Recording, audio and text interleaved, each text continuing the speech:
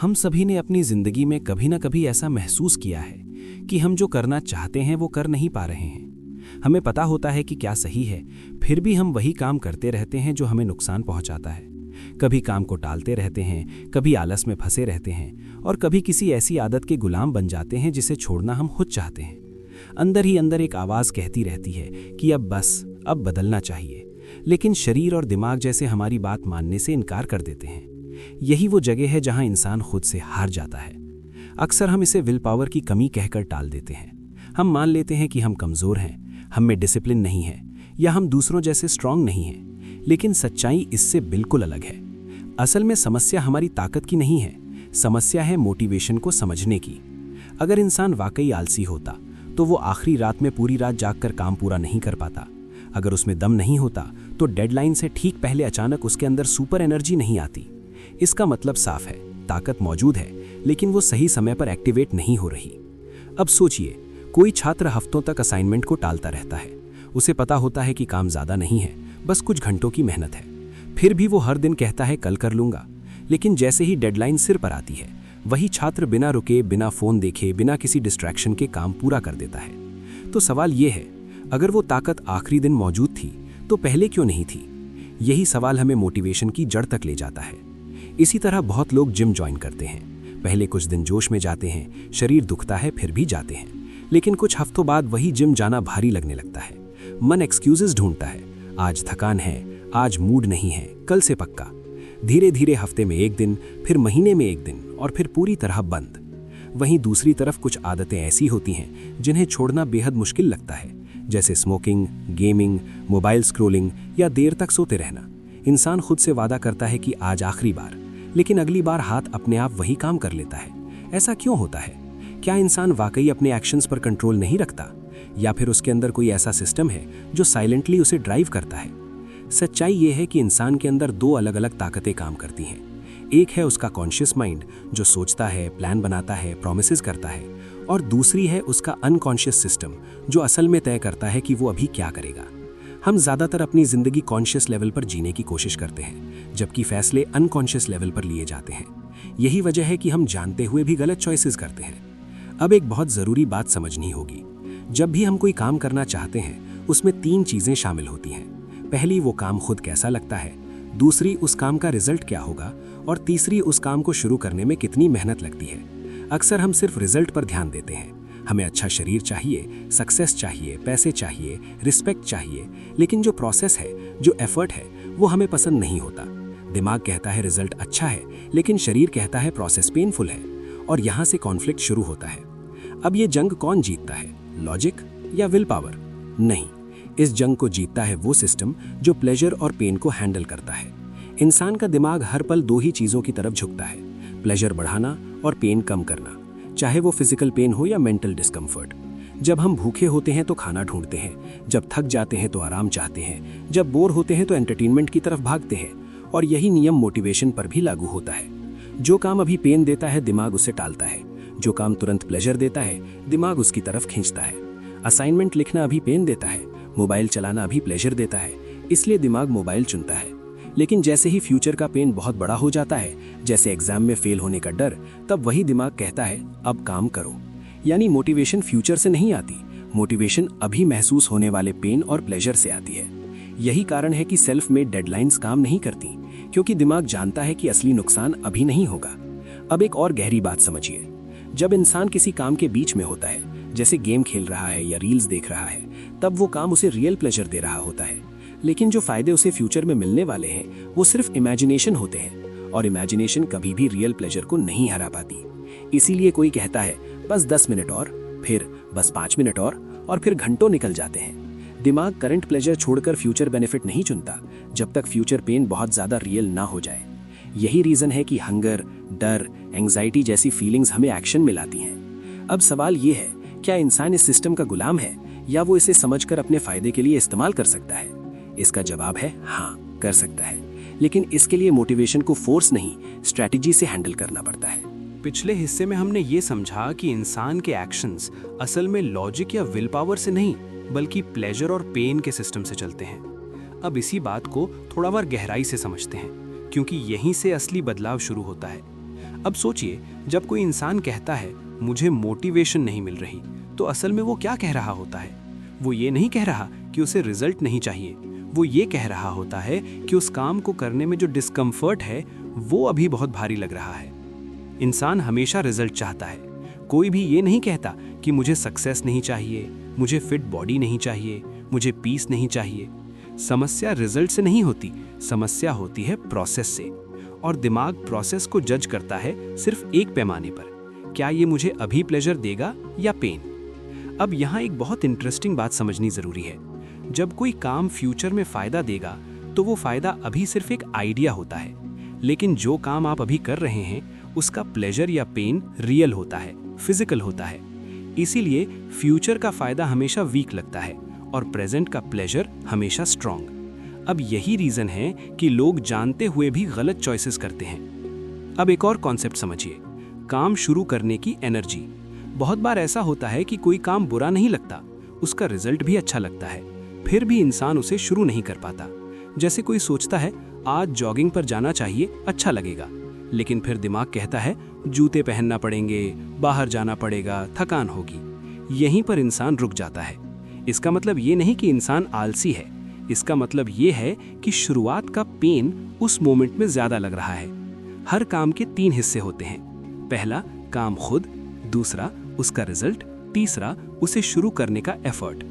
अक्सर हम तीसरे हिस्से को इग्नोर कर देते हैं, लेकिन सच ये है कि कई बार इंसान काम से नहीं डरता, वो सिर्फ शुरुआत से डरता है। अब यही बात एडिक्शन में भी लागू होती है। कोई स्मोकर ये नहीं कहता कि उसे स्मोकिंग से नुकसान नहीं पता, उसे सब पता होता है, हेल्थ, पैसे, फैमिली। लेकिन सिगरेट पीते समय उसे प्लेजर रियल लगता है और नुकसान फ्यूचर का डर लगता है। और दिमाग हमेशा रियल को चुनेगा, इमेजिनरी को नहीं। अब एक और बहुत जरूरी बात समझिए, इंसान जब बोर होता है तो उसका दिमाग ऑटोमेटिकली प्लेजर ढूंढने लगता है। अगर कोई इंसान खाली बैठा है तो उसका दिमाग उसे मजबूर करेगा कि वो कुछ ऐसा करे जिससे उसे अच्छा लगे। अगर प्रोडक्टिव प्लेजर अवेलेबल नहीं है तो अनप्रोडक्टिव प्लेजर एक्टिवेट हो जाता है। Mobile, social media, gaming, junk food, अगर बोर्डम के सॉल्यूशंस हैं, ये सब बोर्डम के सॉल्यूशंस हैं। इंसान इन्हें इसलिए नहीं करता क्योंकि वो खराब हैं, वो इसलिए करता है क्योंकि उसका दिमाग प्लेजर वैक्यूम में नहीं रह सकता। अब इमेजिन कीजिए, अगर किसी इंसान की जिंदगी में मीनिंगफुल प्लेजर कम है तो वो चीप प्लेजर का गुलाम बन जाएगा। यही रीजन है कि जो लोग इमोशनली एम्प्टी होते हैं वो एडिक्शन में जल्दी फंसते हैं। अब एक और शॉकिंग बात, हम सोचते हैं कि इमोशंस थॉट्स से आते हैं, लेकिन सच ये है कि इमोशंस एक्शंस को ड्राइव करते हैं। डर, एंजाइटी, गिल्ट, एक्साइटमेंट, ये सब मोटिवेशन के फ्यूल हैं। जैसे प्रोक्रास्टिनेशन में एंजाइटी विलन नहीं है बल्कि हीरो है। अगर एंजाइटी ना हो तो इंसान कभी काम ही ना करे। प्रॉब्लम एंजाइटी नहीं है, प्रॉब्लम ये है कि एंजाइटी आखिरी मोमेंट में आती है। अब सोचिए, अगर एंजाइटी को कॉन्शियसली सही टाइम पर एक्टिवेट किया जाए तो इंसान डेडलाइन से पहले भी काम कर सकता है। यही बात एडिक्शन में भी लागू होती है। स्मोकिंग छोड़ने वाला इंसान जब अर्ज महसूस करता है तो वो सिर्फ सिगरेट नहीं चाहता, वो उस डिस्कम्फर्ट से छुटकारा चाहता है। अगर उसे उसी मोमेंट कोई दूसरा तरीका मिल जाए जिससे डिस्कम्फर्ट कम हो जाए तो अर्ज अपने आप वीक पड़ जाती है। अब यहाँ एक बहुत पावरफुल कॉन्सेप्ट आता है, अटेंशन। इंसान की अटेंशन लिमिटेड होती है, वो एक टाइम पर सब कुछ नहीं कर सकता, और प्लेजर पेन सिस्टम अटेंशन को हाईजैक करता है। जो चीज़ ज़्यादा प्लेजर या पेन देती है, अटेंशन अपने आप उधर चली जाती है। इसीलिए जब हम पढ़ रहे होते हैं तो अचानक माइंड वॉन्डर करने लगता है। असल में रीडिंग से ज़्यादा प्लेजर हमारे थॉट्स देने लगते हैं। अब विल पावर क्या है? विल पावर असल में अटेंशन को ज़बरदस्ती एक जगह रोकने की कोशिश है, लेकिन अगर उस जगह प्लेजर नहीं है तो विल पावर ज़्यादा देर तक टिक नहीं पाता। इसीलिए लोग कहते हैं मैं फोकस नहीं कर पाता। असल में उनका दिमाग कह रहा होता है इसमें मेरे लिए कुछ नहीं है। अब सवाल ये है कि क्या इंसान इस प्लेजर पेन सिस्टम को हैक कर सकता है? क्या वो अपने दिमाग को धोखा दे सकता है? जवाब है हाँ, लेकिन धोखे से नहीं, समझदारी से। और इसके लिए हमें सीखना होगा कि प्लेजर को कैसे शिफ्ट किया जाए, पेन को कैसे रीफ्रेम किया जाए और अटेंशन को कैसे मैनेज किया जाए। यही वो टूल्स हैं जो इंसान को प्रोक्रेस्टिनेशन से प्रोडक्टिविटी तक ले जाते हैं, एडिक्शन से फ्रीडम तक ले जाते हैं और आलस से डिसिप्लिन तक ले जाते हैं। अब तक हमने ये समझ लिया कि इंसान का दिमाग प्लेजर और पेन के नियम पर चलता है और उसकी अटेंशन उसी दिशा में जाती है जहां उसे या तो तुरंत खुशी मिले या तुरंत डिस्कम्फर्ट से राहत मिले। अब इस हिस्से में हम उस हिडन सिस्टम को और गहराई से समझेंगे जिसे हम प्लेजर अनकॉन्शियस कह सकते हैं।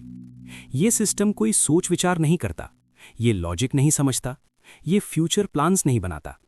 इसका काम सिर्फ दो चीज़ों पर आधारित होता है, अच्छा लग रहा है या बुरा लग रहा है।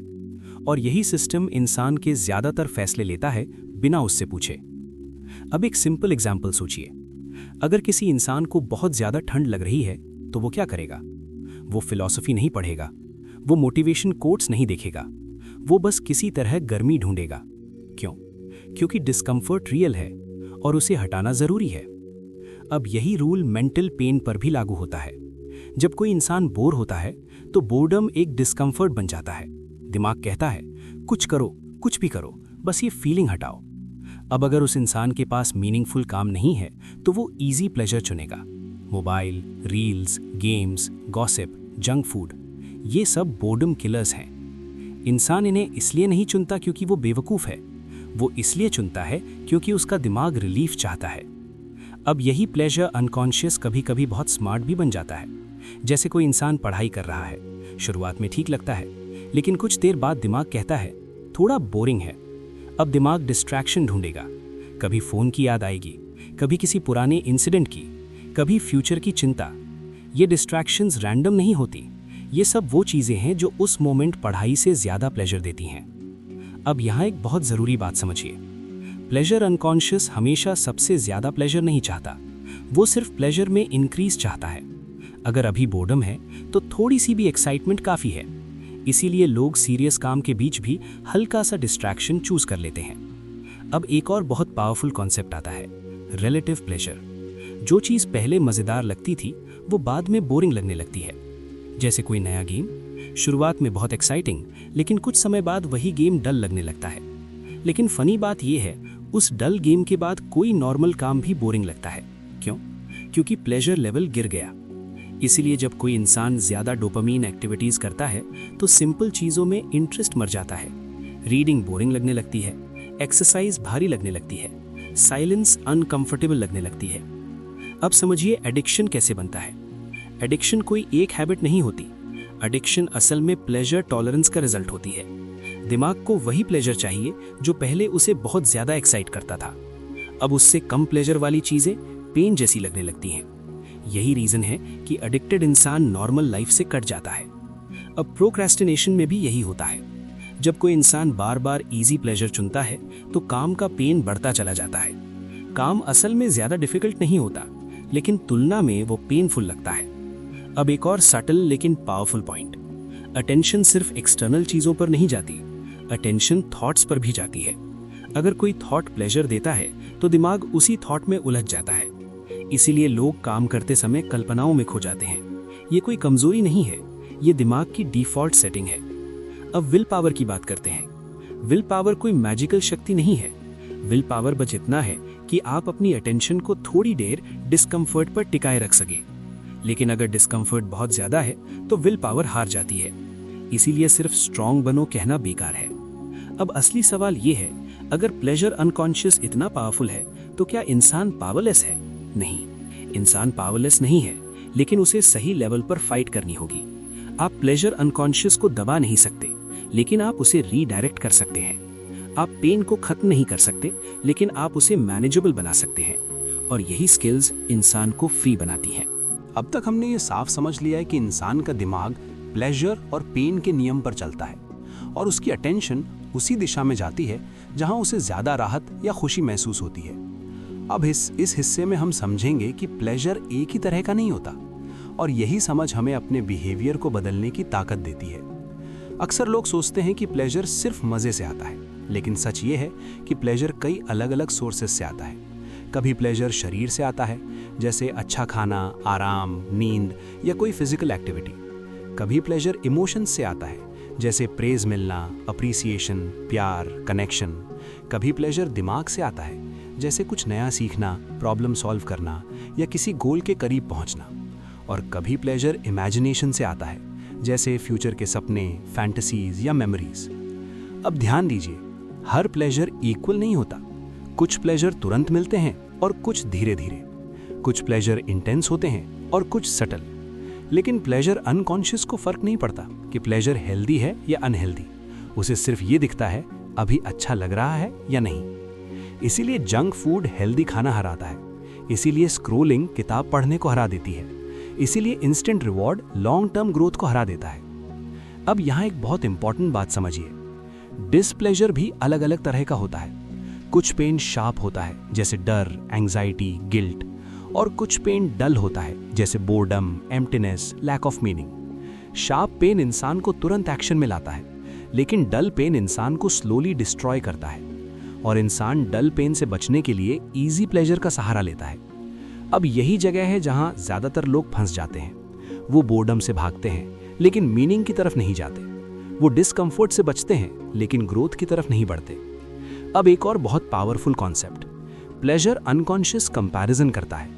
वो ये नहीं देखता कि कोई काम अच्छा है या बुरा। वो ये देखता है कि अभी जो ऑप्शन है उससे ज्यादा प्लेजर कौन सा देगा। अगर ऑप्शन ए थोड़ा बोरिंग है और ऑप्शन बी थोड़ा मजेदार है तो दिमाग ऑप्शन बी चुनेगा, भले ही ऑप्शन ए फ्यूचर में जिंदगी बदल दे। इसीलिए मोटिवेशन कोट्स भी फेल हो जाते हैं, क्योंकि कोट पढ़ना थोड़ी देर अच्छा लगता है लेकिन एक्शन लेना डिस्कम्फर्ट देता है। अब एक और सटल लेकिन लाइफ चेंजिंग बात, जब इंसान लगातार हाई प्लेजर एक्टिविटीज करता है तो उसका बेसलाइन प्लेजर ऊपर चला जाता है और फिर नॉर्मल एक्टिविटीज उसे पेन जैसी लगने लगती हैं। यही रीजन है कि आज बहुत से लोग कहते हैं मुझे किसी चीज में इंटरेस्ट नहीं आता। असल में इंटरेस्ट मरा नहीं है, बस प्लेजर थ्रेशोल्ड बढ़ गया है। अब सोचिए, अगर इंसान प्लेजर थ्रेशोल्ड को धीरे धीरे नीचे लाए तो सिंपल काम भी इंजॉयबल बन सकते हैं। यही रीजन है कि जो लोग डिसिप्लिन लाइफ जीते हैं उन्हें छोटी चीजों में भी खुशी मिलती है। अब हम एक और कॉन्सेप्ट समझते हैं, सोशल प्लेजर। इंसान सोशल एनिमल है। अप्रूवल, रिस्पेक्ट, वैलिडेशन, ये सब पावरफुल प्लेजर्स हैं। इसीलिए हम वो काम करते हैं जिससे लोग हमें पसंद करें, और इसी रीजन से पब्लिक अकाउंटेबिलिटी बहुत इफेक्टिव होती है। अगर आपको पता है कि कोई देख रहा है तो आपका बिहेवियर बदल जाता है। ये कोई हिपोक्रेसी नहीं है, ये ह्यूमन साइकोलॉजी है। अब इसी कॉन्सेप्ट को आप अपने फेवर में यूज कर सकते हैं। अगर आप अपने गोल्स को सोशल बनाते हैं तो प्लेजर अनकॉन्शियस उसे सीरियस लेता है। अब एक और जरूरी बात, इमेजिनेशन भी प्लेजर क्रिएट करता है, लेकिन यहाँ डेंजर भी है। अगर आप सिर्फ इमेजिनेशन में ही सक्सेस एंजॉय कर लेते हैं तो एक्शन की मोटिवेशन मर जाती है। दिमाग कहता है मैं ऑलरेडी अच्छा फील कर रहा हूं तो मेहनत क्यों करूं। इसीलिए ओवर विजुअलाइजेशन भी नुकसान कर सकता है। अब यहां से हम प्रैक्टिकल जोन में आते हैं। अगर इंसान अपने बिहेवियर को बदलना चाहता है तो उसे 3 चीजें करनी होंगी। पहली, अनहेल्दी प्लेजर को कॉन्शियसली कम करना। दूसरी, हेल्दी प्लेजर को एक्सेसिबल बनाना। तीसरी, डिस्कम्फर्ट को छोटा और मैनेजेबल बनाना। यही वो फॉर्मूला है जो एडिक्शन तोड़ता है, प्रोक्रेस्टिनेशन खत्म करता है और डिसिप्लिन बनाता है। अब तक हमने मोटिवेशन के साइकोलॉजी को समझ लिया है। अब इस हिस्से में हम उन प्रैक्टिकल स्ट्रैटेजीज की बात करेंगे जिनकी मदद से इंसान अपने बिहेवियर को सच में बदल सकता है। सबसे पहले एक बहुत जरूरी बात समझिए, इंसान खुद को बदलता नहीं है, इंसान अपना एनवायरनमेंट बदलता है और एनवायरनमेंट उसे बदल देता है। अगर आप हर दिन टेम्पटेशन के बीच रहते हैं तो स्ट्रॉन्ग विल पावर भी टूट जाएगी। इसलिए पहली स्ट्रैटेजी है अपने आसपास के ट्रिगर्स को कंट्रोल करना। अगर फोन सबसे बड़ा डिस्ट्रैक्शन है तो उसे पास मत रखिए। अगर जंक फूड टेम्पटेशन है तो उसे घर में मत रखिए। अगर लेट नाइट स्क्रोलिंग प्रॉब्लम है तो फोन को बेडरूम से बाहर रखिए। ये कमजोरी नहीं है, ये इंटेलिजेंस है। अब दूसरी स्ट्रैटेजी, बहुत से लोग सोचते हैं कि डिसिप्लिन का मतलब है हर चीज छोड़ देना, लेकिन सच ये है कि डिसिप्लिन का मतलब है प्लेजर को स्मार्ट तरीके से यूज करना। अगर दिमाग को कोई प्लेजर नहीं मिलेगा तो वो रिबेलियन करेगा। इसलिए प्रोडक्टिव काम के साथ थोड़ा प्लेजर जोड़ना जरूरी है, जैसे काम करते समय हल्का म्यूजिक सुनना, एक्सरसाइज के बाद कोई छोटा रिवॉर्ड देना, स्टडी के बाद कुछ ऐसा करना जो अच्छा लगे। इससे दिमाग सीखता है कि काम इक्वल्स पेन नहीं, काम इक्वल्स प्लेजर भी हो सकता है। अब तीसरी स्ट्रैटेजी, गिल्ट का सही इस्तेमाल। अक्सर लोग गिल्ट को नेगेटिव मानते हैं, लेकिन गिल्ट एक पावरफुल मोटिवेटर है। जब गिल्ट हेल्दी होता है तो वो इंसान को सही रास्ते पर लाता है। प्रॉब्लम गिल्ट नहीं है, प्रॉब्लम एक्सेसिव गिल्ट है। अगर आप खुद से कहें मैं बेकार हूं, तो मोटिवेशन मर जाती है। लेकिन अगर आप कहें मैं इससे बेहतर कर सकता हूं, तो गिल्ट एक्शन में बदल जाता है। अब चौथी स्ट्रैटेजी, एंड रिजल्ट को बार बार याद दिलाना। लेकिन यहां एक ट्विस्ट है। फ्यूचर को वेग मत रखिए, फ्यूचर को विविड बनाइए। सिर्फ ये मत सोचिए कि मैं फिट होना चाहता हूं, ये सोचिए कि मैं खुद को मिरर में कॉन्फिडेंट देख रहा हूं। सेंसेस इन्वॉल्व कीजिए, देखिए, महसूस कीजिए, सुनिए। लेकिन इतना नहीं कि आप सैटिस्फाइड हो जाएं, बस इतना कि फ्यूचर थोड़ा रियल लगे। अब पांचवी स्ट्रैटेजी, प्रोज एंड कॉन्स मत तौलते रहिए। जब आप प्रोज एंड कॉन्स सोचते हैं तो दिमाग डिस्कम्फर्ट से बचने के लिए कॉन्स को बढ़ा चढ़ा कर दिखाता है। इसके बजाय डिसीजन पहले लीजिए, एनालिसिस बाद में बंद कर दीजिए। एक्शन क्लैरिटी से आता है, कंफ्यूजन से नहीं। अब छठी स्ट्रैटेजी, हैबिट और एसोसिएशन का पावर। अगर आप रोज एक ही टाइम पर एक ही काम करते हैं तो दिमाग उसे ऑटोमेटिक बना देता है। शुरुआत में मुश्किल लगती है, लेकिन कुछ टाइम बाद वही काम आसान लगने लगता है। इसलिए रूटीन बनाइए, रैंडम मोटिवेशन पर डिपेंड मत रहिए। अब सातवीं स्ट्रैटेजी, सोशल मोटिवेशन का इस्तेमाल। अगर आप अकेले स्ट्रगल कर रहे हैं तो चांसेस हैं कि आप हार जाएं। लेकिन अगर किसी को पता है कि आप क्या कर रहे हैं तो प्रेशर पॉजिटिव बन जाता है। अकाउंटेबिलिटी पार्टनर बनाइए, प्रोग्रेस शेयर कीजिए, पब्लिक कमिटमेंट कीजिए। अब आठवीं स्ट्रैटेजी, अटेंशन को स्प्लिट करना। अगर कोई काम बहुत बोरिंग लगता है तो उसे सिंगल टास्क मत बनाइए, उसके साथ कोई हल्का प्लेजर जोड़ दीजिए, जैसे वॉकिंग करते समय पॉडकास्ट, क्लीनिंग करते समय म्यूजिक, सिंपल एक्सरसाइज के साथ वीडियो। इससे प्लेजर अनकॉन्शियसली सैटिस्फाइड रहता है और काम भी होता है। अब नौवीं स्ट्रैटेजी, इमोशन का सही इस्तेमाल। इमोशन एनिमी नहीं है, इमोशन फ्यूल है। एक्साइटमेंट, एंगर, प्राइड, इन सब को सही डायरेक्शन दी जा सकती है। अपने अंदर ये भावना जगाइए कि मैं कंट्रोल में हूं। ये फीलिंग इटसेल्फ प्लेजर देती है। अब 10वीं स्ट्रैटेजी, इमेजिनेशन का सही यूज। अपने आप को फ्यूचर में सक्सेसफुल इमेजिन करना ठीक है, लेकिन स्ट्रगल को भी इमेजिन कीजिए। खुद को काम करते हुए देखिए, थकते हुए देखिए, लेकिन कंटिन्यू करते हुए देखिए। इससे दिमाग शॉक में नहीं जाता जब असली डिस्कम्फर्ट आता है। अब आखिरी लेकिन बहुत जरूरी स्ट्रैटेजी, दिन की शुरुआत लो प्लेजर से करें। अगर सुबह ही हाई डोपामीन एक्टिविटी कर ली तो पूरा दिन डल लगेगा। फोन, रील्स, जंक फूड, इनसे दिन की शुरुआत मत कीजिए। दिन की शुरुआत डिसिप्लिन से कीजिए ताकि प्लेजर थ्रेशोल्ड बैलेंस्ड रहे। ये सारी स्ट्रैटेजीज अलग अलग नहीं है, ये सब मिलकर एक सिस्टम बनाती हैं। अब तक हमने मोटिवेशन को समझा और स्ट्रैटेजीज सीखी। अब इस हिस्से में हम देखेंगे कि ये सब बातें रियल लोगों की रियल प्रॉब्लम्स में कैसे लागू होती हैं। क्योंकि जब तक थ्योरी जमीन पर नहीं उतरती तब तक वो सिर्फ नॉलेज रहती है, ट्रांसफॉर्मेशन नहीं। सबसे पहले बात करते हैं उस इंसान की जो प्रोक्रास्टिनेशन से जूझ रहा है। ऐसा इंसान काम से भागता नहीं है, वो सिर्फ काम की शुरुआत से भागता है। उसके लिए काम एक पहाड़ जैसा लगता है, जितना वो सोचता है उतना ही भारी होता चला जाता है। गलती ये होती है कि वो पूरे काम को एक साथ देखने लगता है और दिमाग कहता है इतना पेन अभी क्यों झेलूं। यहाँ सल्यूशन है, काम को इतना छोटा कर दो कि दिमाग उसे पेन माने ही नहीं। पूरा टास्क नहीं, सिर्फ पहला स्टेप। पूरी किताब नहीं, सिर्फ एक पेज। पूरी एक्सरसाइज नहीं, सिर्फ जूते पहनना। जब शुरुआत आसान हो जाती है तो मोमेंटम खुद बन जाता है। अब दूसरी सिचुएशन, जिम जाने वाला इंसान। शुरुआत में मोटिवेशन हाई होती है, लेकिन कुछ हफ्तों बाद पेन डोमिनेट करने लगता है। बॉडी दुखती है, प्रोग्रेस स्लो लगती है और दिमाग कहता है आज स्किप कर लेते हैं। यहाँ सबसे बड़ी गलती ये होती है कि इंसान सिर्फ रिजल्ट पर फोकस करता है। जब रिजल्ट स्लो होता है तो प्लेजर मर जाता है। सल्यूशन ये है कि प्रोसेस में प्लेजर ढूंढा जाए। म्यूजिक, पार्टनर, रूटीन, ट्रैकिंग, इनसे जिम सिर्फ पनिशमेंट नहीं रहता। जिम को आइडेंटिटी बनाइए, गोल नहीं। अब तीसरी सिचुएशन, स्मोकिंग या किसी एडिक्शन से जूझता इंसान। यहाँ एक बात बहुत क्लियर समझनी होगी, एडिक्शन प्लेजर के लिए नहीं, अक्सर डिस्कम्फर्ट से राहत के लिए होती है। स्ट्रेस, एंजाइटी, बोर्डम, ये असली ट्रिगर्स हैं। अगर आप सिर्फ हैबिट हटाएंगे और डिस्कम्फर्ट वहीं रहेगा तो दिमाग दूसरा एडिक्शन ढूंढ लेगा। इसलिए सल्यूशन है डिस्कम्फर्ट का ऑल्टरनेट आउटलेट। स्ट्रेस के लिए वॉक, एंजाइटी के लिए ब्रीदिंग, बोर्डम के लिए क्रिएटिव वर्क। अर्ज को फाइट मत कीजिए, उसे राइड कीजिए। अब चौथी सिचुएशन, वीडियो गेम या मोबाइल एडिक्शन। यहाँ प्रॉब्लम टाइम नहीं है, प्रॉब्लम इमर्जन है। गेम इंसान को फ्लो स्टेट देता है, जहां अटेंशन पूरी तरह एंगेज्ड रहती है और बोर्डम खत्म हो जाता है। अगर रियल लाइफ में ऐसा एंगेजमेंट नहीं है तो गेम बार बार अट्रैक्ट करेगा। सॉल्यूशन है रियल लाइफ में चैलेंज क्रिएट करना, स्किल सीखना, फिटनेस टारगेट, कंपेटिटिव एनवायरनमेंट।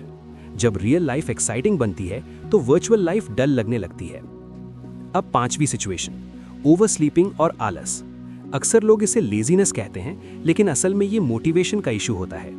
अगर जागने के बाद कोई मीनिंगफुल रीजन नहीं है तो बेड छोड़ना पेन बन जाता है। सॉल्यूशन है सुबह के लिए एक्साइटमेंट बनाना। मॉर्निंग रूटीन ऐसा हो जिसका इंतजार रहे। सिंपल चीजें भी काम करती हैं, fresh air, walk, music, writing. Bed छोड़ने का पेन जब प्लेजर से छोटा हो जाता है तो आलस गायब हो जाता है। अब यहाँ एक बहुत जरूरी बात समझिए, हर इंसान अलग है, हर किसी के प्लेजर और पेन अलग हैं। जो एक के लिए रिवॉर्ड है वो दूसरे के लिए बोरिंग हो सकता है। इसलिए कंपैरिजन छोड़िए, सेल्फ ऑब्जर्वेशन शुरू कीजिए। खुद से पूछिए, मुझे सच में क्या एनर्जाइज करता है, मुझे किस चीज से रिलीफ मिलता है। यहीं से रियल चेंज शुरू होता है। अब एक और कॉमन मिस्टेक, लोग सोचते हैं कि एक बार हैबिट बदल गई तो काम खत्म, लेकिन सच ये है कि मोटिवेशन को मेंटेन करना पड़ता है। प्लेजर अनकॉन्शियस कभी सोता नहीं है, वो हमेशा बेटर ऑप्शन ढूंढता रहता है। इसलिए सिस्टम बनाना जरूरी है, ना कि सिर्फ मोटिवेशन पर भरोसा। अब धीरे धीरे हम कंक्लूजन की तरफ बढ़ रहे हैं। अब तक आपने ये साफ महसूस कर लिया होगा कि मोटिवेशन कोई मैजिकल चीज नहीं है। ये किसी दिन अचानक आसमान से नहीं गिरती। ये एक सिस्टम है जो अगर सही तरह से समझ लिया जाए तो इंसान अपने बिहेवियर को खुद डिजाइन कर सकता है। अब इस हिस्से में हम उन कोर प्रिंसिपल्स की बात करेंगे जो हर इंसान की जिंदगी में लागू होते हैं, चाहे उसकी प्रॉब्लम प्रोक्रेस्टिनेशन हो, एडिक्शन हो या लेजीनेस। सबसे पहला प्रिंसिपल, इंसान पेन से नहीं भागता, इंसान अननेसेसरी पेन से भागता है। अगर किसी काम का पेन मीनिंगफुल लगता है तो इंसान उसे सह लेता है, लेकिन अगर पेन बेकार लगता है तो दिमाग रेबल करता है। इसलिए सवाल ये नहीं होना चाहिए मैं इतना स्ट्रगल क्यों कर रहा हूं। सवाल ये होना चाहिए कि क्या ये स्ट्रगल मेरे लिए मीनिंगफुल है। मीनिंग पेन को लाइट बना देता है। दूसरा प्रिंसिपल, प्लेजर को पूरी तरह खत्म नहीं किया जा सकता और ना ही करना चाहिए। जो लोग एक्सट्रीम डिसिप्लिन अपनाते हैं वो कुछ समय बाद टूट जाते हैं। प्लेजर को एलिमिनेट नहीं, स्केड्यूल करना पड़ता है।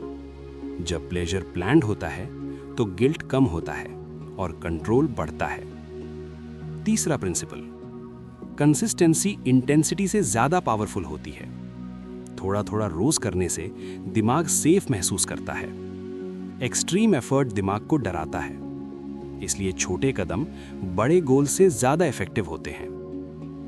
चौथा प्रिंसिपल, एनवायरनमेंट विल पावर से ज्यादा ताकतवर होता है। अगर एनवायरनमेंट गलत है तो मोटिवेशन टिक नहीं पाएगी। आप जितना कम खुद को रेजिस्ट करने की सिचुएशन में डालेंगे उतना ही आसान चेंज होगा। पांचवा प्रिंसिपल, आइडेंटिटी बिहेवियर को कंट्रोल करती है। अगर आप खुद को कहते हैं मैं लेजी हूं तो दिमाग उसी रोल में एक्ट करेगा। लेकिन अगर आप कहते हैं मैं वो इंसान हूं जो कोशिश करता है तो बिहेवियर बदलने लगता है। आइडेंटिटी चेंज स्लो होती है लेकिन डीप होती है। छठा प्रिंसिपल, रिलैप्स फेलियर नहीं है, फीडबैक है। अगर आप फिसलते हैं तो खुद को पनिश मत कीजिए। समझिए कि कहां पेन ज्यादा था और प्लेजर कहां से आ गया। हर रिलैप्स आपको सिस्टम इंप्रूव करने का चांस देता है। सातवां प्रिंसिपल, मोटिवेशन इमोशन से नहीं क्लैरिटी से आती है। जब गोल क्लियर होता है तो एक्शन आसान लगता है। कंफ्यूजन पेन बढ़ाता है, क्लैरिटी पेन कम करती है। इसलिए वेग गोल्स छोड़िए। मैं बेहतर बनना चाहता हूं नहीं, मैं रोज 20 मिनट लिखूंगा। आठवां प्रिंसिपल, साइलेंस भी जरूरी है।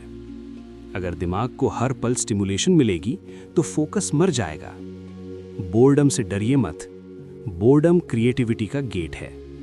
जो इंसान बोर्डम को टॉलरेट करना सीख लेता है वो एडिक्शन से बाहर आ जाता है। नौवां प्रिंसिपल, प्रोग्रेस दिखना जरूरी है। अगर दिमाग को प्रोग्रेस दिखाई देती है तो उसे प्लेजर मिलता है। ट्रैकिंग, जर्नलिंग, चेकलिस्ट, ये सब मोटिवेशन बूस्टर्स हैं। 10वां प्रिंसिपल, सेल्फ रिस्पेक्ट सबसे बड़ा रिवॉर्ड है। जब आप खुद से किया हुआ वादा निभाते हैं तो अंदर एक साइलेंट प्राइड पैदा होती है। वही प्राइड डिसिप्लिन को सस्टेन करती है। अब यहां एक बहुत सटल लेकिन इंपॉर्टेंट बात, फ्रीडम का मतलब ये नहीं कि आप जो चाहें वो करें। फ्रीडम का मतलब है कि आप जो सही है वो कर सकें। एडिक्शन फ्रीडम नहीं देता, वो चॉइस छीन लेता है। डिसिप्लिन चॉइस वापस देता है। अब हम ऑलमोस्ट एंड के पास हैं। अब तक जो कुछ भी हमने समझा है वो अलग अलग आइडियाज नहीं हैं, वो मिलकर एक कंप्लीट पिक्चर बनाते हैं। अब इस हिस्से में हम उसी पिक्चर को साफ साफ देखेंगे ताकि मोटिवेशन आपके लिए कोई कंफ्यूजिंग कॉन्सेप्ट ना रहे, बल्कि एक प्रैक्टिकल टूल बन जाए। सबसे पहले यह समझिए कि इंसान दो अलग वर्ल्ड्स में जीता है। एक वर्ल्ड है जो अभी चल रहा है और दूसरा वर्ल्ड है जो फ्यूचर में होने वाला है। प्रॉब्लम तब शुरू होती है जब फ्यूचर बहुत एब्स्ट्रैक्ट हो जाता है और प्रेजेंट बहुत टेम्पटिंग। फ्यूचर सिर्फ एक थॉट बन जाता है, जबकि प्रेजेंट एक फीलिंग, और दिमाग फीलिंग्स को थॉट से ज्यादा प्रायोरिटी देता है। यही रीजन है कि कल से जिंदगी नहीं बदलती, चेंज हमेशा अभी से शुरू होता है। अब यहां एक बहुत पावरफुल रियलाइजेशन आती है। आप फ्यूचर को फोर्स नहीं कर सकते, लेकिन आप प्रेजेंट को डिजाइन कर सकते हैं। आप ये तय कर सकते हैं कि अभी आपके आसपास क्या होगा, अभी आपको क्या दिखेगा, अभी आपको क्या फील होगा, और यही डिजाइन आपके फ्यूचर को तय करता है। अब मोटिवेशन को एक लाइन में समझिए। मोटिवेशन इक्वल्स टू प्रेजेंट में मिलने वाला प्लेजर या प्रेजेंट में अवॉइड होने वाला पेन। फ्यूचर तभी काम करता है जब वो प्रेजेंट में इमोशन क्रिएट करे। इसलिए वेग गोल्स बेकार होते हैं, लेकिन इमोशनली चार्ज्ड गोल्स पावरफुल होते हैं। अब इमेजिन कीजिए, आप सुबह उठते हैं और आपके पास कोई रीजन नहीं है, नो अर्जेंसी, नो एक्साइटमेंट, तो बेड छोड़ना पेन बन जाएगा। लेकिन अगर आपके पास कोई ऐसा काम है जिसका आपको इंतजार है, तो वही बेड छोड़ना आसान हो जाता है। रीजन चेंज करता है, बिहेवियर अपने आप बदल जाता है। अब यही बात पूरे दिन पर लागू होती है। अगर आपका दिन मीनिंगलेस है तो डिस्ट्रैक्शन ऑटोमेटिक हो जाएगा। लेकिन अगर दिन स्ट्रक्चर्ड है तो डिसिप्लिन नेचुरल बन जाता है।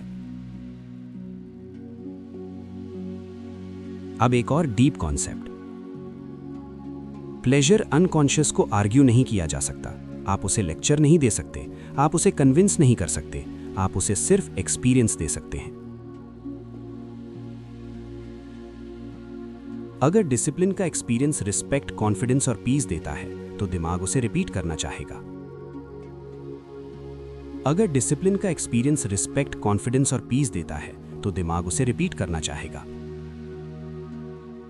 इसीलिए शुरुआत जेंटल होनी चाहिए, हार्ड नहीं, स्मार्ट। अब बात करते हैं सेल्फ कंट्रोल की। सेल्फ कंट्रोल का मतलब यह नहीं कि आप अर्ज महसूस न करें, अर्ज आना नॉर्मल है। सेल्फ कंट्रोल का मतलब यह है कि आप अर्ज को एक्ट में बदलने से पहले थोड़ा सा स्पेस बना सकें। बस वही स्पेस आपकी फ्रीडम है, और उस स्पेस को बढ़ाया जा सकता है। ब्रीदिंग, पॉज, वॉकिंग, वाटर, ये सब सिंपल चीजें अर्ज और एक्शन के बीच गैप बनाती हैं। अब एक और जरूरी बात, बहुत लोग कहते हैं कि मैं कभी डिसिप्लिन नहीं रह पाया, लेकिन डिसिप्लिन कोई पर्सनालिटी ट्रेट नहीं है। डिसिप्लिन एक बाय प्रोडक्ट है। जब सिस्टम सही होता है तो डिसिप्लिन ऑटोमेटिक होता है, और जब सिस्टम गलत होता है तो मोटिवेशन खत्म हो जाती है। इसलिए खुद को ब्लेम करना बंद कीजिए। ब्लेम एनर्जी खा जाता है, एनालिसिस एनर्जी देता है। हर बार जब आप फेल हों, ये मत पूछिए मेरे साथ ही क्यों, ये पूछिए ये सिस्टम कहाँ फेल हुआ। अब हम ऑलमोस्ट फाइनल स्टेज पर हैं। अब तक आपने सीखा है कि आप पेन को खत्म नहीं कर सकते, लेकिन उसे मीनिंगफुल बना सकते हैं। आप प्लेजर को छोड़ नहीं सकते, लेकिन उसे कॉन्शियसली चूज कर सकते हैं। आप मोटिवेशन को फोर्स नहीं कर सकते, लेकिन कंडीशंस क्रिएट कर सकते हैं जहां मोटिवेशन नेचुरली आए। अब हम उस पॉइंट पर पहुंच चुके हैं जहां सारी बातें एक साथ जुड़ने लगती हैं। अब मोटिवेशन कोई थ्योरी नहीं रहती, बल्कि एक जीने का तरीका बन जाती है। अब इस हिस्से में हम ये समझेंगे कि इन सब कॉन्सेप्ट्स को रोजमर्रा की जिंदगी में सिंपल और सस्टेनेबल कैसे बनाया जाए। सबसे पहले ये स्वीकार करना बहुत जरूरी है कि कोई भी इंसान हर दिन मोटिवेटेड नहीं रहता, और उसे रहना भी नहीं चाहिए। मोटिवेशन वेव्स की तरह आती जाती रहती है, लेकिन सिस्टम शोर की तरह स्टेबल रहता है। जो लोग सफल दिखते हैं वो मोटिवेशन पर डिपेंड नहीं करते, वो सिस्टम पर डिपेंड करते हैं। अब सिस्टम कैसा होना चाहिए?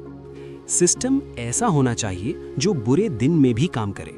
जिस दिन मूड खराब हो, जिस दिन एनर्जी लो हो, जिस दिन मन कुछ भी न करने का हो, उसी दिन सिस्टम सबसे ज्यादा काम आता है। अब इमेजिन कीजिए, आप किसी दिन बिल्कुल भी मोटिवेटेड नहीं हैं। अगर उस दिन आपका रूल ये है कि बस 5 मिनट करना है, तो चांसेस हैं कि आप कर लेंगे। लेकिन अगर रूल ये है कि पूरा करना है या कुछ नहीं, तो दिमाग रेबेल करेगा। इसलिए फ्लेक्सिबिलिटी वीकनेस नहीं है, फ्लेक्सिबिलिटी इंटेलिजेंस है।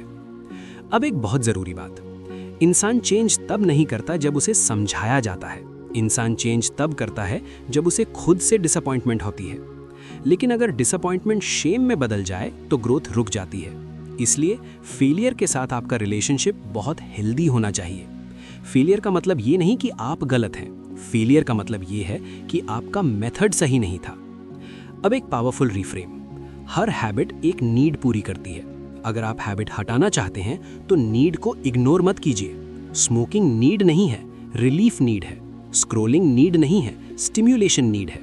ओवर स्लीपिंग नीड नहीं है, एस्केप नीड है। जब तक आप नीड को एड्रेस नहीं करेंगे, हैबिट किसी और फॉर्म में वापस आएगी। इसलिए सवाल ये मत पूछिए कि मैं ये क्यों करता हूँ, सवाल पूछिए मुझे इससे क्या मिल रहा है। यहीं से अवेयरनेस आती है। अब अवेयरनेस एक सुपर पावर है। जैसे ही आप ऑब्जर्व करना शुरू करते हैं, हैबिट की ग्रिप कमजोर होने लगती है, क्योंकि अनकॉन्शियस बिहेवियर कॉन्शियस होते ही अपनी ताकत खो देता है। अब एक और बात, चेंज लीनियर नहीं होता। कुछ दिन बहुत अच्छे होंगे, कुछ दिन बहुत बुरे, लेकिन अगर ओवरऑल डायरेक्शन सही है तो प्रोग्रेस हो रही है। इसीलिए पेशेंस सबसे अंडररेटेड स्किल है। अब इमेजिन कीजिए, आप खुद से रोज ये कहते हैं, मैं प्रोसेस पर भरोसा करता हूँ। ये सेंटेंस सिंपल है लेकिन पावरफुल है। प्रोसेस पर भरोसा फ्यूचर एंजाइटी कम करता है। अब एक और डीप ट्रूथ, आप जितना ज्यादा खुद को कंट्रोल करने की कोशिश करेंगे, उतना ही अंदर प्रेशर बढ़ेगा। लेकिन आप जितना ज्यादा खुद को अंडरस्टैंड करेंगे, उतना ही बिहेवियर स्मूथ होगा। कंट्रोल बाहर से आता है, अंडरस्टैंडिंग अंदर से आती है, और लॉन्ग टर्म चेंज हमेशा अंदर से आता है। अब डिसिप्लिन को एक अलग नजर से देखिए। डिसिप्लिन पनिशमेंट नहीं है, डिसिप्लिन प्रोटेक्शन है।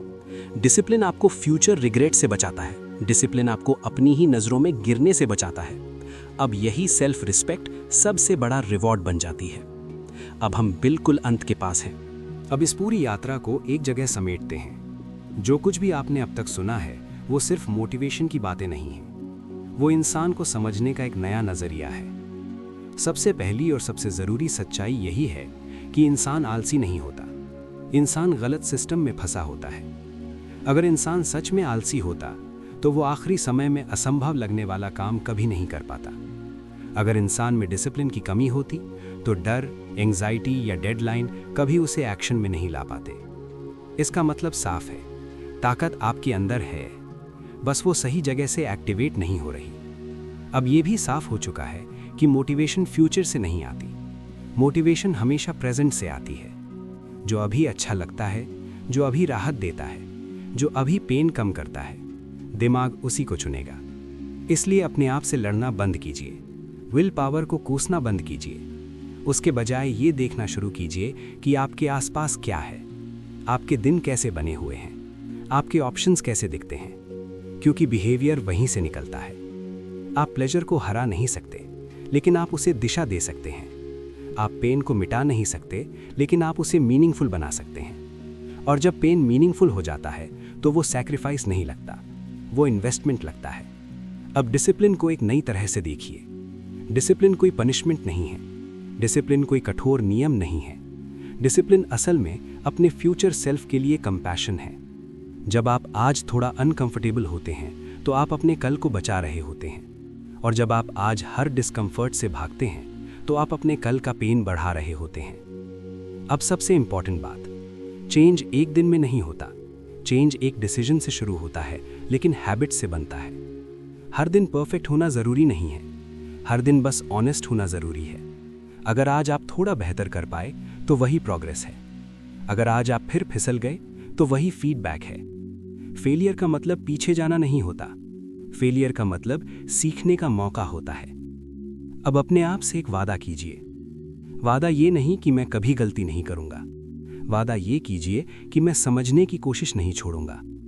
क्योंकि जिस दिन इंसान खुद को समझना छोड़ देता है, उसी दिन वो खुद से हार जाता है। आप वीक नहीं हैं, आप ब्रोकन नहीं हैं, आप लेजी नहीं हैं, आप बस अनअवेयर थे। और अवेयरनेस आते ही चॉइस वापस आ जाती है। अब आप डिसाइड कर सकते हैं कि आपको कौन सा पेन चुनना है और कौन सा प्लेजर डिले करना है। यही असली फ्रीडम है। याद रखिए, आप अपने अर्जेस नहीं हैं, आप अपने हैबिट्स नहीं हैं, आप अपने पास्ट नहीं हैं।